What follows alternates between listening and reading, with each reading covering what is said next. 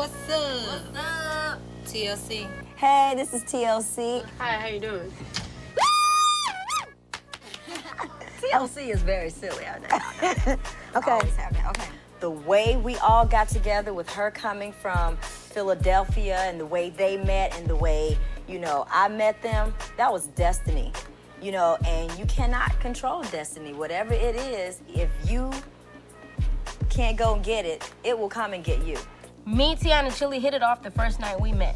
Lisa had left Philly. That's left out. I left Philly, and she came down here and she met Rico. I already knew Rico because I worked my first job with him at this beauty supply store before I went to the salon. It had to be all about beauty. So, he knew N was Crystal's manager. She wanted to put a group together, so Rico told Crystal and N about Lisa, and he told them about me. So we were second nature.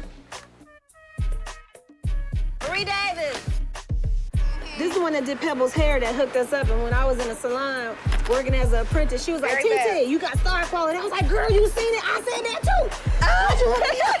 You know what I'm saying? So while I was doing hair, by day, I was gonna try to be a star by night and try to figure out how to get up in this music industry. Yeah, but talking about being good to you. No, she hasn't. No, Yes, she has. No, she's been very good. Me and Lisa clicked real fast, maybe too close, because we did not click with Crystal, and it was her group. After we auditioned and everything, and people thought, Crystal didn't really work with us, so me and Lisa decided to go over her house one night and kick her out her own group. So I said, Lisa, you gonna tell her? Lisa was like, yeah. But listen how Lisa told her. Girl, we got some good news and some bad news. Now, the good news is Pebble want to sign us, girl, but the bad news is you ain't gonna be in the group. And I looked up at Lisa like, I would have never let you tell her if you was gonna say it again. She just wished us well and basically kicked us out her house, and we was like, cool, you know what I'm saying, as long as, she's out. After Crystal got kicked out of TLC and everything, we met Rosanda that day. Then Jessica Harmon, who was working for Pebbles at the time, she mentioned something. She said, well, Tion sings low, so can you, what's your range like? So I started singing one of Damian Dame's songs, like Dia. She really has this really high voice, so I did that. And it's funny because when she asked me that, I just broke out and started singing one of their songs, and it was funny because Pebbles started laughing. I'm like, did I mess up? And she was like, no, I'm just laughing at the fact that you just broke out and you just started singing the song. Lisa named her Chili because she had a lot of sauce, and we auditioned that same day. We was TLC in one day. No, it was one evening. After that night, I was like, man, I'm in this group. This is cool. But Crystal, I just want to say thank you, because if it wasn't for you wanting the group, hey, you know what I'm saying? Couldn't have met Rosanda, couldn't be TLC, so, I had to get them props up. You know what I'm saying? You did a big thing for us. Mm-hmm. We're not made artists. I came, she came to the record company. We knew what we wanted to be. We didn't know the business half, but you can't take away talent. You can't take away real artists. I wasn't taught to sing. I wasn't taught to dance. I just did it, as she wasn't taught to rap. She wasn't taught to sing. We just knew what we wanted. It's a talent. It's a talent. It's God-given. It's like natural. It has to be in your heart. Exactly. Seriously, it has to really be in your heart. My biggest contribution to the first album was image. That's what I brought to the table, I think. I mean, out of the three of us, because I was so stuck on wearing every color that was in the crayon box. And that's the only way I could describe it, which I want to wear. I don't care, as long as it's every color in the crayon box, I want to be colorful. Anybody can put these clothes on. Anybody can have the tracks that we have. Anybody can sing the same lyrics and have our hairstyles, but the gift that God gave us was the way Tion sounds, the way I sound, and the way she sounds, and the combination and the chemistry and all of that junk put together. It just sets us aside from anyone. I mean, TLC is TLC. What do I bring to TLC? Even before I had my son, I've always been a mother. I'm just a mama, like point blank. I'm the one who's sensitive. I bring the sensitivity in the group, the love and all the passion and, all that stuff. So that's what I add. Chili, even though people look at her like she's sexy, she's silly. She be acting stupid. God, break it You down. know, they say she's cool, but you know, I see Tiana sometimes trying to get a little bit sexy, trying to put on some girl clothes sometimes and stuff. Tion sang low and Tion sang high. But when Tion sang low, Used to call me Scruffy. Jermaine, he called her Scruffy, and he told her that was so dope. He said it was dope. He said, sing low, let that be you, your voice, and what you're known for. And she was like, well, I don't want everybody gonna think I'm gay. And they did. They say I'm crazy, but I'm cool as hell. So I Oh was like, my we God. all crazy, sexy, I mean, so cool. why you get the cool as hell? See, I didn't know if just it was old, cool, you know what I'm crazy, saying? sexy, Exactly. or We crazy just cool. trying to throw on some So girl I just clothes. played with Trying, it and you came know up what I'm with saying? crazy, Yeah, sexy, cool, yeah. and that's how it came to be. There's a very important person we can't forget who was with us from day one. That was Jermaine Dupri. Because when me and Left Eye met, before we met Chili, he was the only person that was working with us. And we sung on our first demo with Jermaine. Yep, and see, the demo didn't even have words to it because we never got a chance to lay the words down because he was working with Crisscross. So all we had was his song and then these jacked up pictures. And I hope nobody ever finds those pictures. We were called Second Nature. Shut up. I went in the group at the time, so I can get a hold of those pictures. But anyway, we got all props to Jermaine too, because he was the only person who was working with us and believed in us at the beginning, even when we were in the other pictures with, you know, whatever. All right, everybody, we are here at Doppler. This is where it all began for TLC. Right here at this place. Hi, Shine. Hey. Ain't seen you in a while. How you doing? I'm doing good. When I got back in the group, we would do things like, I remember the water fights with the water guns and stuff. It was really fun.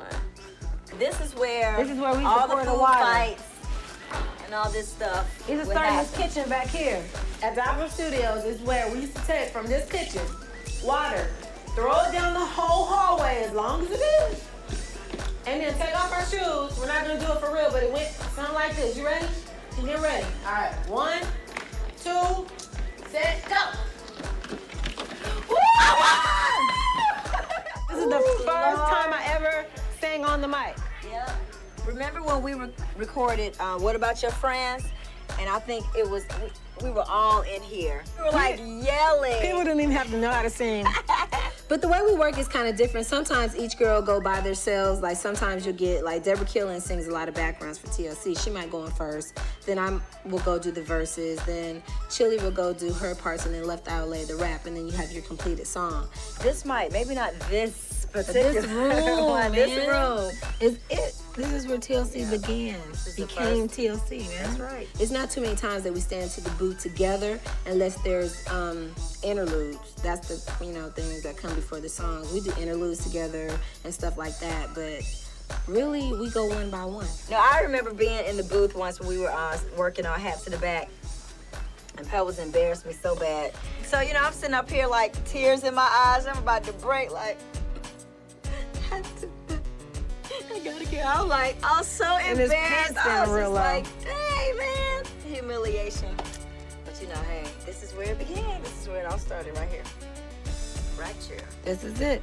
When we were in the studio recording, even though we had a lot of fun doing it,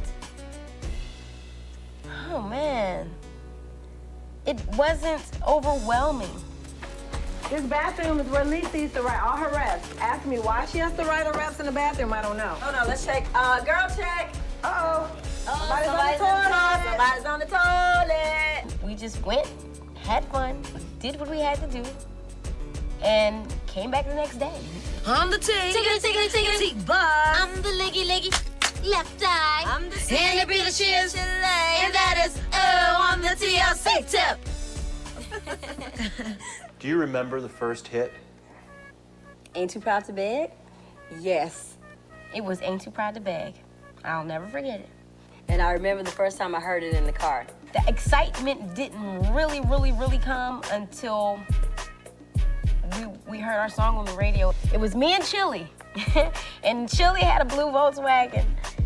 And we called him Blue Boy. I'm just like in my Volkswagen Bug. Ain't Too Proud to Beg came on the radio. We were just about to pull into Taco Bell drive-thru. Chili whipped that car around that driveway so fast, and we were out in the parking lot jamming. I hear the song and I'm just, I'm just tripping and laughing and singing. Door wide open. Music as loud as we could pump it, and we was just like, oh yeah, that's our song. So excited going on the highway. That's when something just like came out of nowhere and knocked us in the head and was like, hey, you're on the radio. You have a video out. You know. Thanks a lot for your support. Y'all should give yourselves a round of applause. I could not believe it. I could not believe that I could walk in a record store and see my face, up somewhere, look in a magazine, and there I am. It was really overwhelming. With my disease, a lot of things can trigger a crisis. And stress, my diet, the things I choose to eat, which I haven't done right in the past, but I'm getting better on that. It didn't seem that serious to us in the beginning because she always snapped back. And for us, it was like, as long as you're okay. Yeah, I was a sickly child. It's funny because in 1995 is the only time that I went ahead and admitted to what I had. And more so, I think at first it was a thing because the Sickle Cell Foundation, Linda Anderson, she runs the national region. She asked me to become the spokesperson. And a lot of people previously had talked to me in early years saying that maybe I should try to talk about it to help other kids. But it was something that I didn't really want to accept myself, and I wasn't happy with having it. I didn't realize how sick Tion can get until maybe the third or fourth time. Because we had known Tion for a while, and she hadn't gotten sick around us until we went on tour.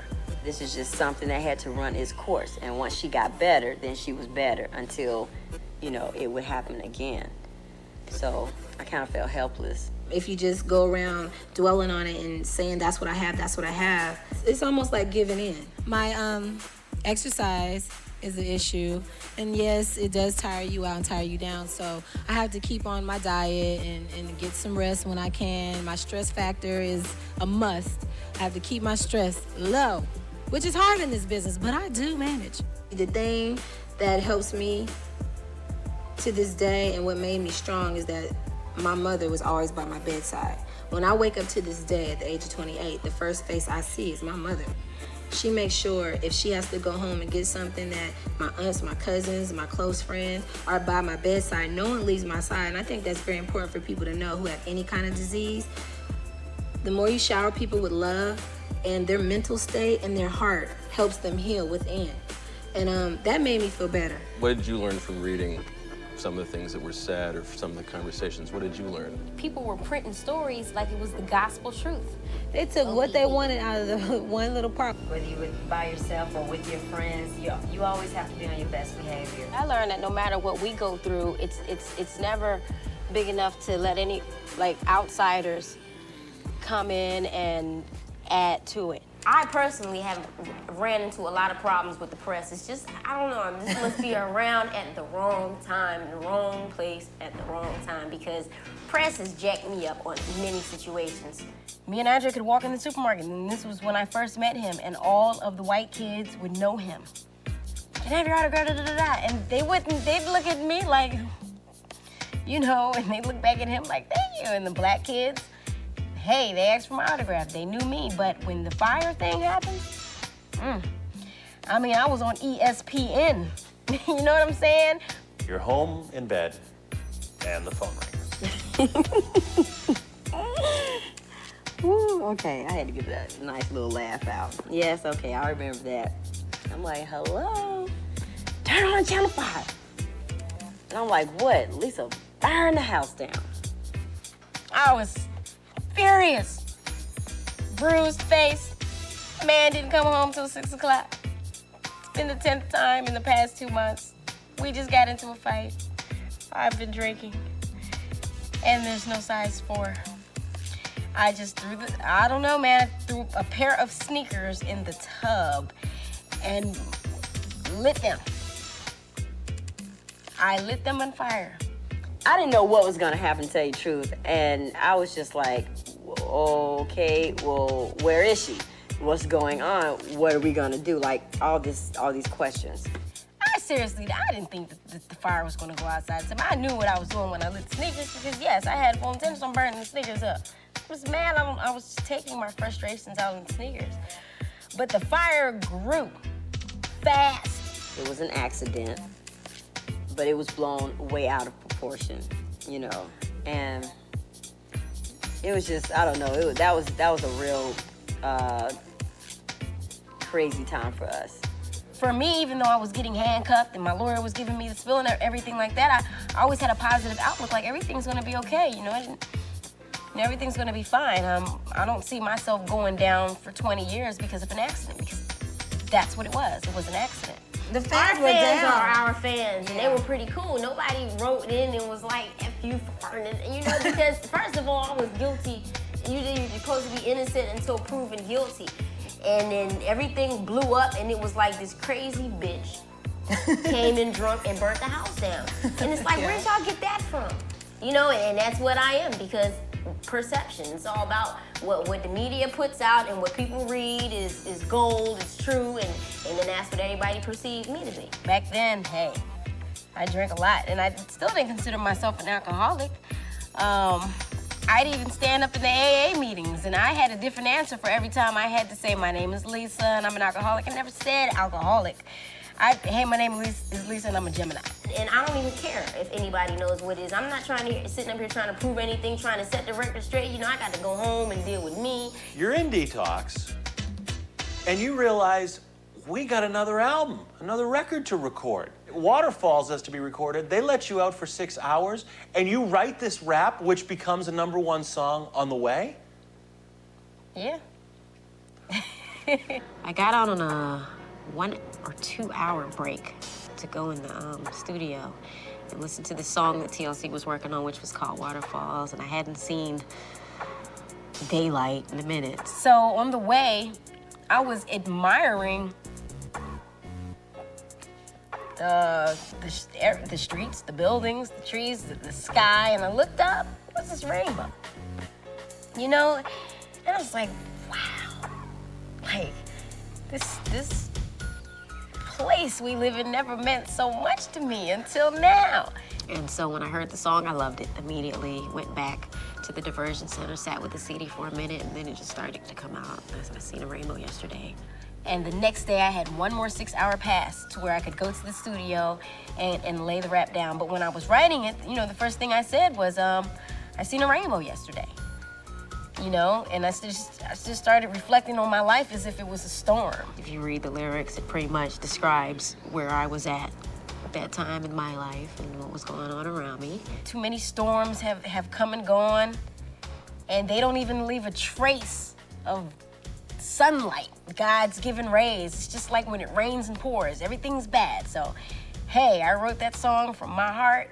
I don't know what inspired Marquez to write the song, but hey, turned out to be our biggest hit, and it was my favorite song for more reasons than one.